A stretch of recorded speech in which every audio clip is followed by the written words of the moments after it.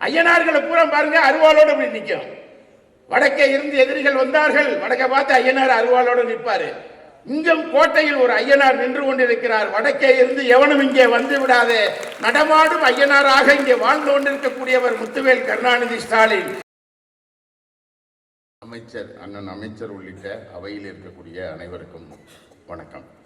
ஆட்சி என்பது என்ன அப்படின்னு சொன்னா, ஆட்சி என்பது 3 தளங்களில் செயல்படுகிறது. ஒன்று அரசியல் தளம், 2வது சமூக தளத்தில் செயல்படுகிறது, 3வது பொருளாதார தளத்தில் செயல்படுகிறது. அரசியல் தளமும் சமூக தளமும் பொருளாதார தளமும் இந்த 3ம் சமமாக செயல்பட வேண்டும். அப்படி சமமாக செயல்படாவிட்டால், ஒரு அரசியல் தளம் சமமற்றதாக இருக்கிற பொழுது சமூக தளம் நீங்க கூடுதலாக இருந்து பலன் இல்லை. 3மே ஈக்குவலாக இருக்கணும். அரசியலும் சமமாக இருக்கணும், சமூகமும் சமமாக இருக்கணும், பொருளாதாரமும் சமமாக இருக்கணும். இந்த 3ல் ஏதேனும் ஒன்று ஏற்றத்தாழ்வு அமைந்தால் அங்கு அமைதி இருக்காது. தமிழ்நாடு அமைதி பூங்கான்னு சொல்றதுக்கு காரணமே என்னன்னா, இந்த 3ம் சமதளத்தில் இயங்கி கொண்டிருப்பதால் மாத்திரம்தான். இந்தியாவில் வேறு எந்த ஒரு மாநிலத்தையும் அமைதி பூங்கா என்று சொல்ல மாட்டார்கள். தமிழ்நாடு மற்றும் அமைதி பூங்கா என்று சொல்லிக் கொண்டே இருப்பார்கள். இப்ப கூட நீங்க அந்த அமைதி பூங்கா அப்படிங்கிறதுக்கு இன்றைக்கு இருக்கக்கூடிய தமிழ்நாட்டினுடைய மாண்புமிகு முதலமைச்சர் அவர்கள் வைத்திருக்கிற பெயர் தான் திராவிட மாடல் ஆட்சி. திராவிட மாடல் அப்படிங்கிறது வேற ஒண்ணுமே கிடையாது. சமூக நீதி, அதே போல மதச்சார்பின்மை, பெண்கள் விடுதலை, பெண்கள் முன்னேற்றம், அனைவருக்குமான வளர்ச்சி, இந்த 4 கோட்பாட்டை மையப்படுத்தியது தான் திராவிட மாடல். இந்த 4 கோட்பாட்டை மையப்படுத்தியது தான் திராவிட அரசியல். இந்த 4 கோட்பாட்டத்தை மையப்படுத்தியது தான் சமூக அரசியல். இந்த 4 கோட்பாட்டை மையப்படுத்தியதுதான் பொருளியல் அரசியல். இந்த 3ம் இதுதான். இப்ப நீங்க 50 நாள் சட்டமன்றம் நடந்துட்டு இருக்கு. இந்த 3ஐயும் இந்த 4ஐயும் மையப்படுத்தி தான் என்ன செஞ்சிட்டு இருப்பாங்க, விவாதித்துக் கொண்டிருப்பார்கள். அங்கே என்ன விவாதம் நடக்கிறது என்பதை பார்க்கணும். அதனால்தான் அவர் மீண்டும் மீண்டும் இது திராவிட மாடல் ஆட்சி என்று என்ன செய்கிறார், சொல்லிக்கொண்டே இருக்கிறார்கள். இப்ப நீங்க இன்னைக்கு ஒரு மதச்சார்பின்மை, எல்லாரும் ஜாதி மதம் இதையெல்லாம் கடந்து எல்லாரும் இருக்கணும். ஏன்னா அன்னைக்கு நிலைமை அப்படி. இப்ப கூட தலைவருடைய பேரை பார்த்தேன், புனிதவதி எத்திராஜன் இருந்துச்சு. எத்திராஜன் அது என்ன அர்த்தம் அப்படின்னு பார்த்தா ஒண்ணும் இல்லை. நீங்க சமயத்தில் ஒரு மிகப்பெரிய புரட்சியை நடத்தியவர், வைணவத்தை உருவாக்கிய, வைணவத்திலும் தென்கலை வைணவத்தை உருவாக்கிய ராமானுஜர். ராமானுஜர் தான் ஒரு மிகப்பெரிய புரட்சியாளர். மதத்திலேயே புரட்சி பண்ணவர் அவர் தான் ராமானுஜர். அந்த ராமானுஜருடைய பேர் என்னன்னா யதுராஜன். யதுராஜன் அப்படின்னு சொன்னா துறவிகளின் தலைவர் என்று அதற்கு பொருள், யதுராஜன் அப்படின்னு சொன்னா. ஆனா அந்த பெயரை சூத்திரர்களும் பட்டியல் சாதியை சேர்ந்தவர்களும் யதுராஜன் என்று வைக்கக்கூடாது என்று சொன்னதால் அந்த பேரை மாற்றி எத்திராஜன் பேர் வச்சுக்கிட்டாங்க. அவ்வளவுதான். அதுக்குள்ளேயே பேர் வைக்கிறதுல இப்ப ஏராளமான பேர் இருக்குல்ல, இந்த ஏராளமான பேரை இப்ப நோட்டீஸ்ல வாசிக்க முடியாது. வாசிச்சாலே ஒரு 12 மணி ஆகும். ஆனா ஏன் இப்படி எல்லார் பேரையும் போடுறாங்கன்னா, அன்னைக்கு ஒரு மேல் ஜாதியாக இருக்கக்கூடியவங்க பேரை மட்டும் உச்சரிச்சுட்டு சூத்திரர்கள் பட்டியல் பிரிவு பேரை விட்டுருவாங்க, சொல்ல மாட்டாங்க. சொன்னாலே தீட்டு இருந்தது. அதனாலதான் தந்தை பெரியார் திராவிட இயக்கம் என்ன பண்ணாங்கன்னா, எல்லார் பேரையும் நோட்டீஸ்ல போட்டு அவர்களேன்னு 1/2 மணி நேரம் சொல்லு அப்படின்னாங்க. அது ஒரு சமூக நீதிக்கான ஒரு போராட்டம். இந்த சமூக நீதி போராட்டத்தினுடைய மையம் தான் தமிழ்நாட்டினுடைய வளர்ச்சி. இந்த சமூக நீதி எல்லோரும் வளருகிற பொழுதுதான் ஒரு சமூகம் என்ன செய்யும், வளரும். அப்படிப்பட்ட ஒரு நிலைதான் இங்கே இருக்கிறது. அதை உருவாக்கியதில், அதை மேம்படுத்தி கொண்டு பெரியார் உருவாக்கினார். அதனுடைய அண்ணா அதை அடுத்த வழியில் கொண்டு சென்றார். கலைஞர் அதை இன்னும் கொண்டு செழுமைப்படுத்தினார். ஆனால் இவர்கள் 3 பேரையும் ஒட்டிய ஒரு அடையாளமாக இன்றைக்கு முதல்வர் இருக்கிறார். அந்த முதல்வருடைய ஆட்சி இங்கே இருக்கிறது. இன்றைக்கு இவர் தமிழ்நாட்டுக்கு முதல்வர் என்று சொல்வதை விட, நான் ஒரு 15 நாட்களுக்கு முன்பாக உத்தரப்பிரதேசம் போயிருந்தேன், ஒரு வேலையா போயிருந்தேன், வாரணாசிக்கு போயிருந்தேன். அங்கே இருக்கக்கூடிய பத்திரிகையில் ஒரு தலைப்பு செய்தி அன்றைக்கு வந்தது. சட்டமன்ற செய்தியை ஒட்டி ஒரு செய்தி வருகிறது. அந்த செய்தியை உத்தரப்பிரதேசத்து டீ கடையில, வாரணாசியில் இருக்கிற டீ கடையில நின்று 3 பேர் படிச்சுட்டு இருக்காங்க. நான் அதை எடுத்து கூட பத்திரிக்கை போட்டேன். அதான் இந்த மாதிரி ஒரு ஆள் இந்த ஊருக்கு வேணும் அப்படிங்கிறாங்க. இங்க டீ கடையில படிச்சு இந்த மாதிரி ஒரு ஆள் உத்தரப்பிரதேசத்துக்கு வேணும் அப்படிங்கிற ஒரு சிந்தனை இந்தியாவினுடைய இருக்கக்கூடிய பல மாநிலங்களில் இருக்கக்கூடியவர்கள் என்ன செய்கிறார்கள், இங்கே நடைபெறக்கூடியவற்றை உன்னிப்பாக கவனிக்கிறார்கள். இந்த மாநிலம் ஏன் வித்தியாசமாக இருக்கிறது, இந்தியாவிற்கே முன்னுதாரணமான ஒரு மாநிலத்தை இவரால் எப்படி உருவாக்க முடிகிறது என்பதெல்லாம் நாம் வந்து என்ன செய்ய வேண்டியதுக்கு பார்க்க வேண்டியதுக்கு அதனுடைய தலைமகனாக இன்றைக்கு இந்தியாவே முதல்வர்களின் முதல்வராக இன்னைக்கு முத்துவேல் கருணாநிதி ஸ்டாலின் அவர்கள் இருக்கிறார் என்றுதான் நாம் என்ன செய்ய வேண்டியிருக்கு பார்க்க வேண்டியிருக்கு. ஆனால் நீங்கள் வந்து மதத்தின் பெயரால், மொழியின் பெயரால், இனத்தின் பெயரால் ஏதோ ஒன்றை வச்சு ஒரு கலவரத்தை உருவாக்க வேண்டும், ஒரு மத சண்டைகளை உருவாக்க வேண்டும் என்று கற்பனை செய்து கொண்டு அதற்கான ஒரு வேலையும் நடக்கிறது. ஆனால் நாமெல்லாம் தமிழ்நாட்டில் இருக்கிறவங்க எல்லாம் எப்படி இருக்கிறாங்க அப்படின்னு சொன்னா, ஒரு சின்ன கதை சொல்றேன். ஒரு கோழி காட்டில் விளையாண்டுக்கிட்டு நின்றுச்சு. கோழி காட்டில் விளையாண்டுக்கிட்டு நின்னோன்னா அங்கேருந்து நரி ஒன்று ஓடியாந்து. எதுக்கு நரி வரும்? கோழியை திங்கிறதுக்கு நரி வரும். நரி உள்ள வந்த உடனே கோழி என்ன பண்ணிடுச்சு, ஆஹா நம்மளை போட்டுத்தலை வந்துடுச்சு அப்படின்னு சொல்லிட்டு கோழி என்ன செஞ்சிருச்சு, மரத்து மேலே போய் ஏறி உட்காந்துருச்சு. நரி உடனே கோழியை பார்த்து சொல்லிச்சான், பார்க்கறதுக்கு என்ன அழகா இருக்க, கக்க பக்கான்லாம் சொல்ற, வாயில் சேர்ந்து விளையாடுவோம் அப்படின்னு நரி கூப்பிட்டுருக்கு. இல்லை நான் ரொம்ப நேரம் விளையாண்டேன், எனக்கு கை கால்லாம் வலிக்குது, அதனால நீ தனியாக விளையாண்டுக்கோ அப்படின்னு கோழி சொல்லுது. உடனே நரி விடுற மாதிரி இல்லை, அது நரியாச்சே. இல்லை வா நம்ம 2 பேரும் சேர்ந்தே விளையாடுவோம்.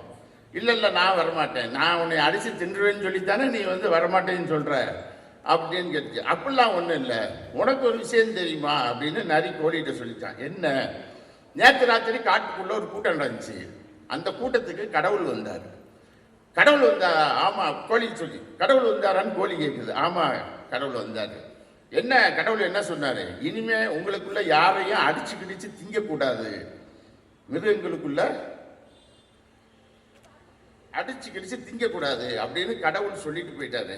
அதனால யாரும் யாரையும் திங்க மாட்டாங்க, நீ தைரியமா இறங்கி வா அப்படின்னு சொல்லிடுச்சு.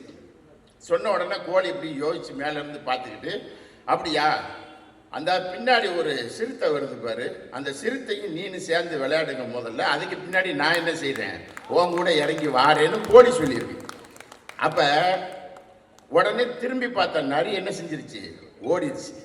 நீங்க வர்றவன் பூரா கடவுள் சொன்னார்னு சொல்லித்தான் கலவரம் பண்றதுக்கே வாராங்க, அடிச்சுட்டிங்க வர்றவன் பூரா கடவுள்னு சொல்லித்தான் வாரான். ஆனா இங்க நடக்கக்கூடிய ஒரு ஆட்சி எப்படி நடக்குது?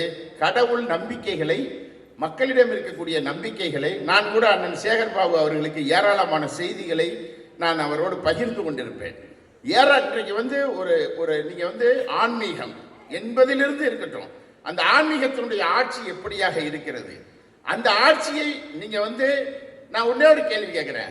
இந்த 5 ஆண்டு காலத்தில் 4 ஆண்டு காலத்தில் நீங்க வந்து இந்து சமய அறநிலையத்துறை அமைச்சர் அப்படின்னு சொன்னா எனக்கு தெரிஞ்சு இந்தியாவுடன் தெரியும் PK சேகர் பாபு அப்படிங்கிறவர் இருக்காரு அப்படின்னு சொல்ல.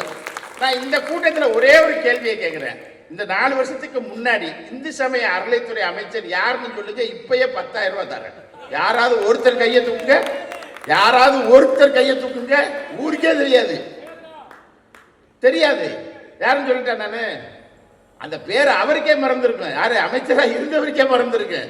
சேவூர் ராமச்சந்திரன் ஒருத்தர் இருந்தார், அப்படின்னு ஒருத்தர் இருந்தாரான்னு கேள்வி கேட்காதீங்க. எது? ஆனா இன்னைக்கு என்ன நடக்குது? எத்தனை கோவில்கள், எத்தனை கும்பாபிஷேகங்கள் எல்லாம் நடந்து கொண்டிருக்கிறது. நீங்க வந்து ஆனா இது கடவுளுக்கு எதிரானவர்கள் என்றெல்லாம் கட்டமைப்பதற்கு அவர்கள் முயற்சிக்கிறார்கள். ஆனால் தமிழ்நாட்டுடைய மண் வித்தியாசமானது. இந்த மண்ணுக்குள்ள ஏராளமான பண்பாடுகள் இருக்கிறது, மக்களிடம் மத நல்லிணக்கம் இருக்கிறது. அந்த மத நல்லிணக்கத்தை மேலும் என்ன செய்யணும், கொண்டு செல்ல வேண்டும். நான் ஒரே ஒரு உதாரணத்தை சொல்லி அண்ணன் சேகர்பாபு அவர்கள் ஐயா ராம அவர்களுக்கு வழிவிட வேண்டும், சீக்கிரம் பேசி முடிக்கணும்ன்றது அவர் பார்க்குற பார்வையிலிருந்து இங்கேருந்தே நமக்கு தெரியுது. அதனால நான் வந்து சுருக்கமாக முடிச்சிடுறேன். நீங்கள் வந்து ஜோசியம் பார்த்துருப்பீங்க எல்லாரும், கிளி ஜோசியம் பார்த்தியெல்லாம் பார்க்கலையான்னு தெரியாது, கிளி ஜோசியக்காரனையாவது பார்த்துருப்பீங்க இல்லையா? பார்த்துருப்பீங்க. கிளி ஜோசியர்கிட்ட போனீங்கன்னா அந்த ஜோசியக்காரர் உட்காந்துருப்பாரு. ஒரு கூண்டு இருக்கும், ஒரு கிளி இருக்கும், ஒரு சீட்டு இருக்கும். சீட்டு எத்தனை இருக்குன்னு யாருக்காவது தெரியுமா? 500 ரூபா தரேன். ஜோசியக்காரர்கிட்ட முன்னாடி சீட்டு எத்தனை இருக்கும்? ஏன்னா நிறைய பேர் பெண்கள்லாம் சிரிக்கிங்க, ஜோசியம் பார்த்துருக்கீங்க, அது மட்டும் தர தெரியுது. 27 சீட்டு இருக்கும். அந்த 27 சீட்டுக்குள்ள என்ன படம் இருக்கும்? அந்த 27 சீட்டுக்குள்ள என்ன படம் இருக்குன்னு யாருக்காவது தெரியுமா? நான் ஒரு ஜோசியக்காரரை பிடிச்சேன், 500 ரூபா கொடுத்தேன். அந்த சீட்டெல்லாம் கொண்டாங்க, நான் கொஞ்சம் பார்க்கணும் அப்படின்னு சொல்லிட்டு, நமக்கு சும்மா இருக்காதுல்ல, என்னத்தையாவது எழுதணும்ல, அதுக்காக அவரை பிடிச்சேன். பிடிச்ச உடனே அவர் சீட்டை பூரா என் கையில் தந்துட்டார். தந்த உடனே நான் வாங்கி வரிசையாக பார்த்தேன். அதில் 27 சீட் இருக்கு, 27 நட்சத்திரம் அப்படிங்கிற அடிப்படையில். அதில் 1லிருந்து 19 வரைக்கும் வர்ற சீட் இருக்குல்ல, அந்த 1லிருந்து 19 வரைக்கும் வர்ற சீட்டு வந்துச்சுன்னு சொன்னால் உங்களுக்கு நல்லது நடக்கும். 20லிருந்து 27 வரைக்கும் சீட்டு வந்துருச்சு அப்படின்னு சொன்னால் சீரழிஞ்சு செக்கச்சமந்து தெரு தெருவா பிச்சை எடுப்பீங்கன்னு அவனே சொல்லுவான். கவலைப்படாதீங்க. இது என்னென்ன சீட்டு அப்படின்னா, 1 விநாயகர், 2 சிவபெருமான், 3 முருக வள்ளி தெய்வானர், 4 கண்ணன், 5 வெங்கடாஜலபதி, 6 ஐயப்ப, 7 மதுரை வீரன், 8 ஐயனாறு, 9 ராமன் அரியணையில் ஏறுதல், 10 என்னன்னு சொல்ல மாட்டேன், கடைசியா சொல்றேன். 11 மதுரை மீனாட்சி, 12 காஞ்சி காமாட்சி, 13 சமயபுரம் மாரியம்மன், 14 முத்து மாரியம்மன், 15 சரஸ்வதி, 16 மகாலட்சுமி, 17 ராஜகாளி அம்மன், 18 அபிராமி அம்மன். 50% இடஒதுக்கீடு கிளீனா இருக்கீங்க. முடிஞ்சா 19ஆம் நம்பர் சீட் என்னன்னு நான் இப்ப சொல்ல மாட்டேன். ஏன்னா 1லிருந்து 19 வரைக்கும் நல்லது நடக்கும். 20 முருகன் ஆண்டி கோலத்துல போறாரு, அந்த சீட்டு வந்து சிக்கல்னு சொல்லுவாங்க. அதுக்கடுத்து 21 ராமன் சீதை வனவாசத்துக்கு போயிடுவாங்க. 22 கருடன், 23 பாம்பு நாகதேவி கொத்திரும், 24 காளி தலவரி கோலமா அலையும், 25 சனி காக்கா படம் இருக்கும், 26 ஆஞ்சநேயர். ஆஞ்சநேயரை இங்க கொண்டாந்து வச்சிருக்கான் பாருங்க, 26ல கொண்டாந்து வச்சிருக்கான், கெட்டது நடக்கும்ங்கிறான். 27 யமன். இதான் 27 சீட்டு. இப்ப நான் அந்த 10ஆம் நம்பர் சீட்டு சொன்னேன்ல, இந்த சீட்டை எடுக்கிறது யாரு? கிளி எடுக்குது. கிளி யாரு? கிளி யாருன்னு தெரியுமா? இருக்காது, தெரியாது. நான் சொல்றேன், 15ஆம் நூற்றாண்டுல திருவண்ணாமலையில் வாழ்ந்த ஒரு சிவபக்தர் அருணகிரிநாதர். அருணகிரிநாதர் தான் கிளியா மாறி சீட் எடுக்கிறாரு அப்படிங்கிறது புராண கதை.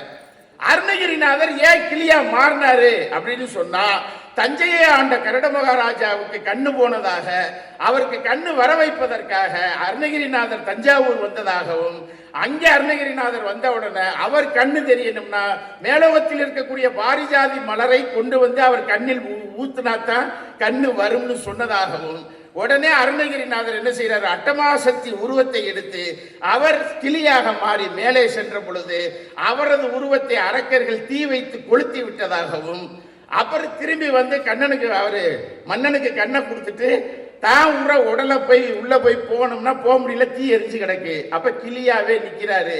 சிவன் உடனடியாக தோன்றி என்ன சொல்றாருன்னா, கவலைப்படாதே அருணகிரிநாதா, நீ போய் மதுரை மீனாட்சியினுடைய தோளில் உட்கார்ந்து கொள், காஞ்சி காமாட்சியினுடைய கையிலே உட்கார்ந்து கொள், வாழ்நாள் முழுவதும் உனக்கு அதுதான் வேலை அப்படின்னு யார் சொன்னா? சிவன் சொன்னார். அந்த கிளி தான் எந்த கிளி? இந்த சீட் எடுக்கிற கிளி. சிவன் சொல்லி சீட் எடுக்குது. சிவன் நான் சொன்ன 10, 19 என்னன்னு அந்த சீட்டு 27 சீட்ல 10 நாகூராண்டவர் சீட்டுல, 19 வேளாங்கண்ணி மாதா. சிவனுக்கே வேளாங்கண்ணி மாதாவுக்கும் நாகூராண்டவருக்கும் பிரச்சனை இல்லை, உங்களுக்கு என்னடா பிரச்சனை? உங்களுக்கு என்ன பிரச்சனை? சிவன் எடுக்க சொல்லி அருணகிரிநாதர் நாகூராண்டவரை எடுக்கிறாரு, வேளாங்கண்ணி மாதாவே எடுக்கிறாரு, இத்தனை அம்மன்களும் இருக்கிறாரு, உங்களுக்கு என்ன பிரச்சனை?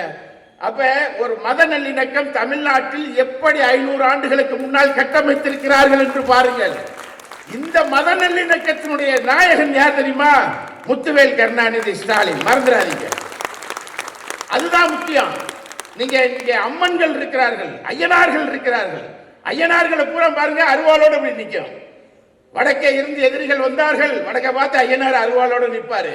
இங்கும் கோட்டையில் ஒரு ஐயனார் நின்று கொண்டிருக்கிறார். வடக்கே இருந்து எவனும் இங்கே வந்து விடாதே, நடமாடும் ஐயனாராக இங்கே வாழ்ந்து கொண்டிருக்கக்கூடியவர் முத்துவேல் கருணாநிதி ஸ்டாலின். அவர் நீடூழி வாழ்க வாழ்க என்று வாழ்த்து விடைபெறுகிறேன். நன்றி, வணக்கம்.